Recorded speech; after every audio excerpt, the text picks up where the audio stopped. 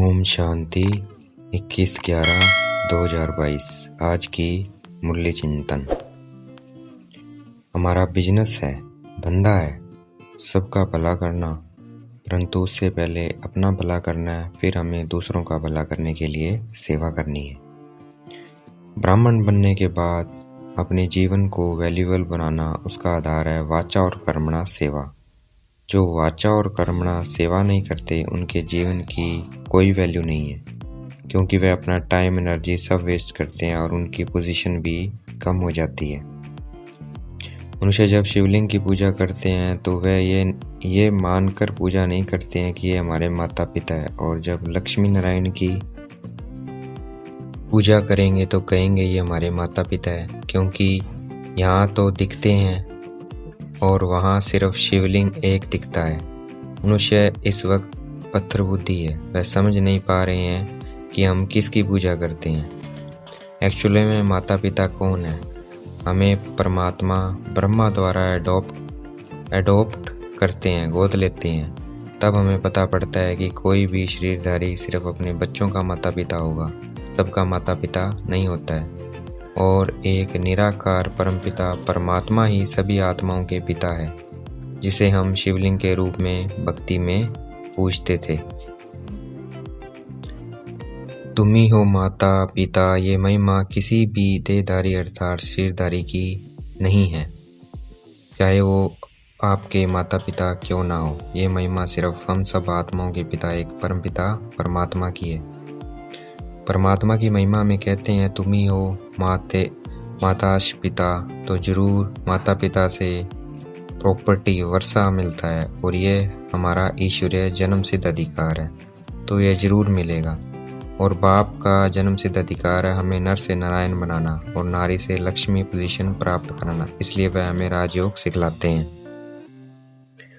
त्रिमूर्ति के चित्र पर समझाना बहुत आसान है। ऊपर पर शिव बाबा है, जिसकी महिमा है तुम्हें माता पिता, जिसने ब्रह्मा द्वारा हम ब्राह्मणों को रचा है, और विष्णुपुरी का हमें वर्षा देते हैं। हमें परमात्मा ब्रह्मा द्वारा राजयोग सिखला रहे हैं, तो फिर भविष्य में वर्षा बन जाता है, जिससे हम राजाओं के राजा बन जाते हैं। मनुष्य त्रिमूर्ति का अर्थ नहीं समझते हैं, सिर्फ ये समझते हैं ब्रह्मा द्वारा स्थापना, विष्णु द्वारा पालना और शंकर द्वारा विनाश, परंतु ये नहीं जानते ये कार्य परमपिता परमात्मा कब आकर करते हैं। लक्ष्मी नारायण के चित्र पर हम समझा सकते हैं, ये परमात्मा द्वारा रचे हुए मनुष्य जो देवता हैं, सिर्फ यही 84 जन्म लेते हैं। ये नई दुनिया के नंबर 1 मनुष्य है, जिसका गायन है कि परमपिता परमात्मा जो सारी दुनिया के आत्माओं के पिता है, उनसे 21 पीढ़ी का राज्य भाग्य अर्थात प्रॉपर्टी अर्थात वर्षा मिलता है। हम शादी पर या किसी के निमंत्रण पर कहीं भी जाते हैं तो वहाँ सेवा कर सकते हैं, और शिव बाबा की याद में रहेंगे तो वहाँ मदद भी मिलेगी। कई सेवा करते हैं, सेंटर संभालते हैं, परंतु उन बच्चों में ज्ञान योग नहीं है, फिर भी सेंटर संभालते हैं, क्योंकि शिव बाबा आकर मदद करते हैं। बाकी जो अपना कल्याण नहीं कर सकते हैं, वह दूसरों का क्या करेंगे। जैसे मनुष्य गुरु लोग खुद की मुक्ति नहीं कर सकते, तो दूसरों की कैसे करेंगे। हमें अपना और अपने मित्र संबंधियों का उद्धार करना है, सबका उद्धार करना है। हम सेवा कहीं पर भी करेंगे तो कोई ना कोई जरूर निकलेगा।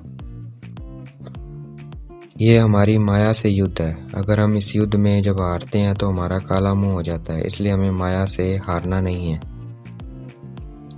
ये परमपिता परमात्मा की सबसे पहली श्रीमत है, हमें रोज मुरली पढ़नी है। ये शिव बाबा का हाथ है, हमें ये हाथ नहीं छोड़ना है। जो परमात्मा की श्रीमत पर नहीं चलते हैं, वह आखिर में चले जाएंगे।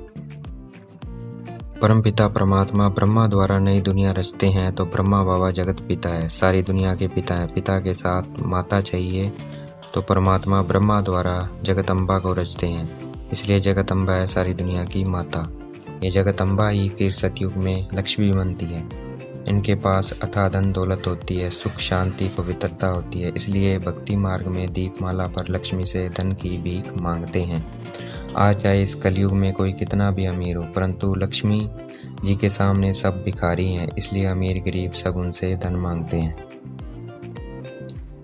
परमपिता परमात्मा द्वारा 7 दिन का कोर्स करने से हमें सेकंड में मुक्ति, जीवन मुक्ति का राज समझ में आ जाता है।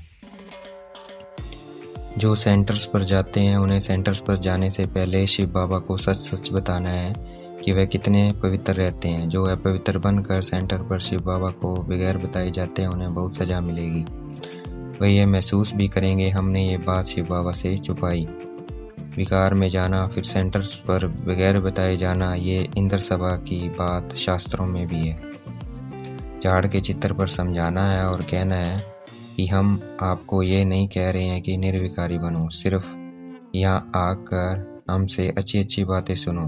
आप शादी की खुशी में हो, हम आपको उससे भी ज़्यादा खुशी का पारा चढ़ा सकते हैं हमेशा के लिए। हमें गोले के चित्र पर भी समझाना है, क्योंकि और किताबों में भी गोले का चित्र दिखाया है, सिर्फ उन्होंने उसकी आयु लंबी कर दी। देवताओं और असुरों की लड़ाई नहीं होती है, लड़ाई होती है यवन और कौरवों की। यवन बॉम्ब्स छोड़ेंगे और कौरव आपस में लड़ेंगे, जिससे विनाश हो जाता है। विनाश के बाद फिर स्वर्ग की स्थापना हो जाती है। बहुत आसान है, हमें सिर्फ पाप और वर्षे को याद करना है।